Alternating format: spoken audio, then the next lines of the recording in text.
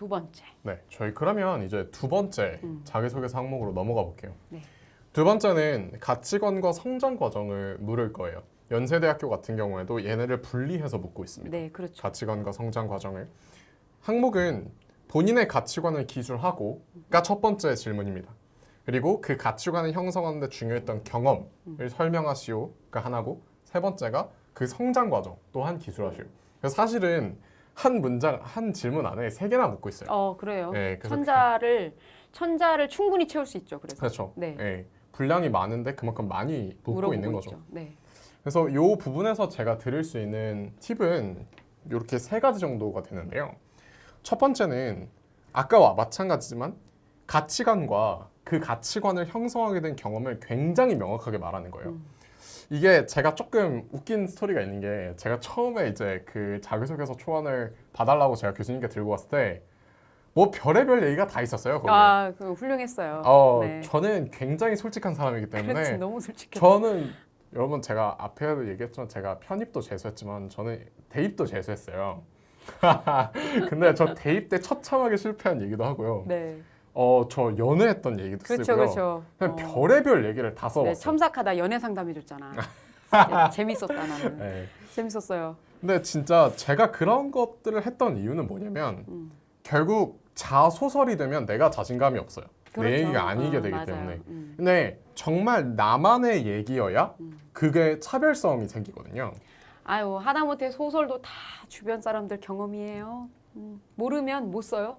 그렇죠. 네. 못 쓰죠. 네. 진짜 못 써요. 이제 구체적 경험. 네. 그래서 뭐 여러분들이 뭐 가치관을 먼저 줘야 되냐, 경험을 먼저 줘야 되냐, 이거는 사실 순서에 크게 얽매이실 필요는 없지만, 그냥 명확한 거는 여러분의 가치관이 뭐고 그거를 형성하게 된 결정적인 경험이 뭐냐를 좀 명확하게 주셨으면 좋겠어요. 네. 저는 이따가 보시겠지만 결국에는 그 재수 이야기 썼거든요. 네. 그 연애 이야기는 사실 나중에 뺐어요. 다 뺐어요. 다 뺐는데 예, 재수 이야기를 넣었어요. 저는 실제로 그게 제 가치관을 형성하는 데 되게 중요했고 그렇기 때문에 썼는데, 정말 보시면 뭐 재수 이야기 뭐가 그렇게 특별해요, 그죠? 아유, 특별한데 특별하지 않죠. 그렇죠. 사실 요즘에는 뭐 재수 네. 안 한 자 인생을 논하지 말라. 그럼요, 이러는데, 인생을 논할 수 없습니다. 예, 근데 뭐 크게 뭐 특별한 거라. 근데 그런 거 가지고도 스토리를 어떻게 푸냐에 따라 얼마든지 특별하게 느껴질 수 그럼요. 있다라는 부분 네. 말씀드리고 싶습니다.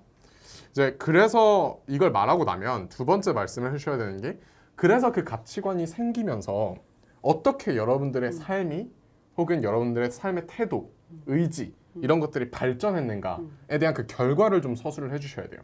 결국 여기서 물어보는 건 가치관이 뭐니? 라는 단순히 그냥 가치관 자체는 별로 궁금하지 않아요. 그럼요. 근데 그 가치관을 가져서 너는 어떤 삶을 살고 있는 사람이냐를 보고 싶은 거기 때문에 여러분들이 그걸 통해서 기존과 다르게 내가 발전했던 모습이 뭐냐를 좀 자세하게 제시를 해줄 필요가 있다고 저는 생각이 듭니다.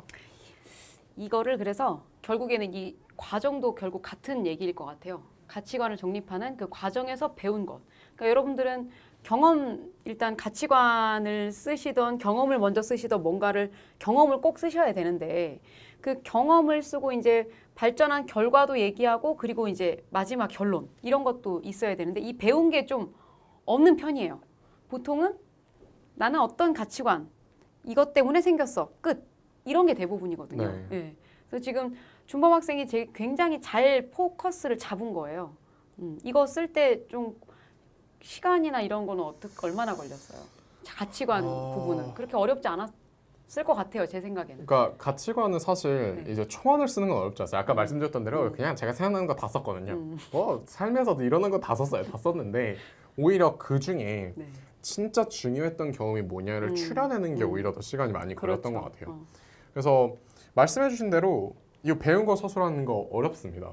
근데 저는 그렇게 어떻게 보면 어렵고 어떻게 보면 어렵지 않다고 생각하는데, 예를 들어서 저는 이제 나중에 보시면 알겠지만 저는 최선을 다하는 가치라고 썼는데, 이제 어떤 분들은 과거에 집착하지 않는 것, 뭐 이런 것일 수도 있어요. 그러면 그 과거에 집착하지 않는다는 가치관을 바탕으로 여러분들이 배운 게 있다면, 미련은 결국 낭비로 이어진다라는 걸 배웠다. 그래서 이 가치관이 나에게 준 교훈은 과거에 집착한다는 건 미련이다. 그래서 버려야 한다. 뭐 이렇게만 표현을 해도 되는 거거든요. 근데 이제 하지 말라고 말씀드리는 건 그냥 가치관 딱 던져주고 그다음에 아무런 설명 안 하고 왜 그런 가치관을 정립하게 됐고 그래서 배운 게 뭔지를 설명하지 않으면 사실상 그냥 이 무의미하죠. 항목은 별로 네. 의미가 없다. 그래서 이걸 가지고 당락을 결정한다거나 그러진 않고요. 제가 보기에는 이건 학생의 자세를 보는 것 같아요. 실패를 성공의 어떤 그 전환점으로 삼을 수 있는가. 그래서 지금 방금 얘기한 실패도 모든 것에 뭐 성공의 어머니다.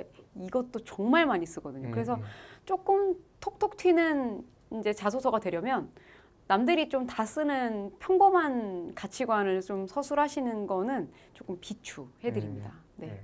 뭐 한 실제 사례 한번 볼까요? 네. 네. 여기 보시면 제가 이거는 짧기 때문에 그냥 읽어드릴게요. 네. 만족스럽지 못했던 대학 입시 과정에서 남은 가장 큰 후회는 최선을 다하지 않았다였습니다. 한국 외대에 합격하고도 좋아하지 못했던 것은 그 성과에 대한 아쉬움 때문이었다기보다는 그 과정에서 최선을 다하지 않았다는 스스로에 대한 실망 때문이었습니다. 요 명확한 왜 이게 저한테 아쉬움으로 남았냐를 제시해 주는 게 굉장히 중요합니다. 그렇게 선택한 재수는 고통스러운 과정이었습니다. 여러분 제가 계속 보시면 계속 저의 결핍에 대해서 설명을 하고 있어요.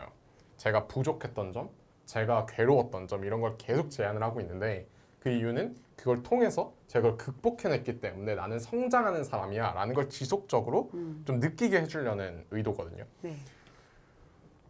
그래서 이 네. 절제하고 그래서 절제하고 스스로를 밀어붙여야 됐기 때문에 그 고통은 금전적으로 심리적으로 부모님의 몫이기도 했다.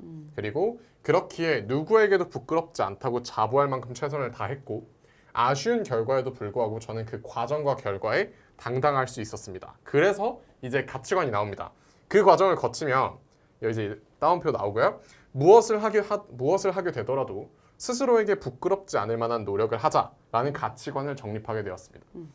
어떻게 보면 진짜 누구나 가지고 있는 가치관이에요. 그런데 이거까지 이끌어내게 된 계기가 뭐냐? 그렇죠. 그리고 난 뭘 네. 느꼈냐? 그게 저는 이 가치관을 좀 특별하게 만드는 것 같아요. 네, 네.